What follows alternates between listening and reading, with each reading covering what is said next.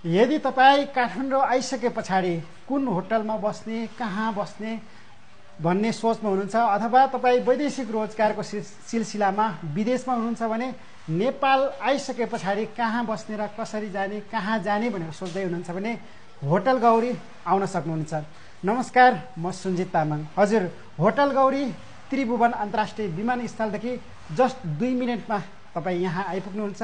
नेपालको अवस्था हेर्दाखेरि नेपालमा कहिले जाम हुन्छ, कहाँ के हुन्छन्, बन्द हुन्छन्, यस्तो विविध कुराहरूमा तपाईँले झेल्नै पर्दैन। पारिवारिक वातावरणमा तपाईँ सुलभ अनि सस्तो दरमा होटल गौरीमा आएर आनन्दमय तरिकाले तपाईँ बस्न सक्नुहुनेछ। बाँकी कुरा हाम्रो सरले। नमस्कार, हजुरहरूलाई हाम्रो होटल गौरीमा स्वागत छ। हामीले निरन्तरता तपाईँहरूलाई हाम्रो कुराहरू अपडेट गर्दैछौँ टिकटक मार्फत। फेरि पनि हाम्रो मर्मत हुने कार्यक्रमहरू पनि तपाईँहरू मार्फत राखेकै छौँ। सबै कुरा तपाईँहरूले सम्झेर आउनु होला होटल गौरीमा। धन्यवाद।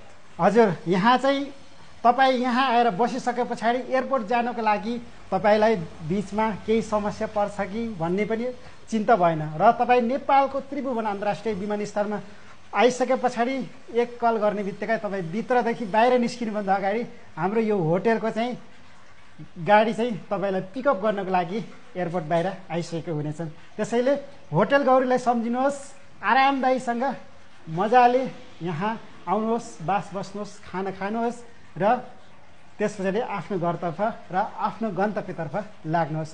भिडियो हेरिदिनु भएको छ त्यसको लागि धेरै धेरै धन्यवाद। तपाईँलाई कस्तो लाग्छ तलको कमेन्ट बक्समा कमेन्ट गर्न सक्नुहुन्छ। यदि तपाईँलाई हाम्रो भिडियो मनपर्छ भने लाइक, सेयर, कमेन्ट अनि कपी लिङ्क पनि गरिदिनु होला। हस् त, नमस्ते।